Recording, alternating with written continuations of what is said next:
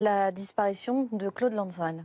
Et c'est assez bouleversant à quelques jours seulement de l'entrée au Panthéon de Simone Veil. Parce qu'en réalité, là, on est aussi avec un très grand résistant, un journaliste évidemment aussi, mais très engagé politiquement. Et finalement, l'idée de la mort même ne lui plaisait pas beaucoup à Claude Lanzmann. À 90 ans, il y a 3 ans, il avait compris que ça arrivait, c'était très proche. Il disait la statistique est contre moi, c'est très mal. Et ça ne l'avait pas du tout, ça ne lui plaisait pas du tout. Il a d'ailleurs consacré sa vie justement à ceux qui lui avaient échappé à cette mort et de la façon la plus abjecte.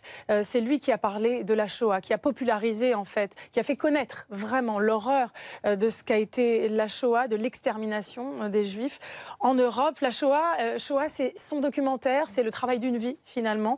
Il y a consacré plus de 10 ans, c'est 220 heures de rush, des témoignages, 220 heures d'interviews, justement de rescapés, de ceux qui avaient survécu à cette horreur-là. Le montage final fait 9h30. C'était trop compliqué pour lui de faire moins pour relater toute cette horreur. Mais après, il y a eu des versions un peu plus courtes que d'ailleurs la plus jeune génération connaît sans doute parce qu'on a tous vu au moins des extraits de ce documentaire extrêmement fort à l'école.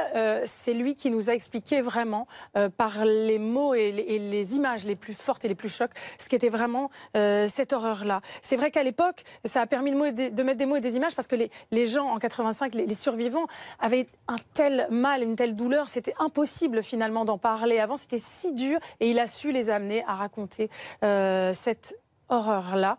Vraiment pour Claude Lanzmann, c'est évidemment un homme qui aura extrêmement compté à ce titre-là. Mais Didier Sicard, d'ailleurs, l'un de ses grands amis, c'est nos confrères du Monde qui le rappellent, il a donné au peuple juif la sépulture qui lui manquait. Voilà les jolis mots. C'est assez bien résumé, même si évidemment il a fait beaucoup d'autres choses aussi, d'autres documentaires.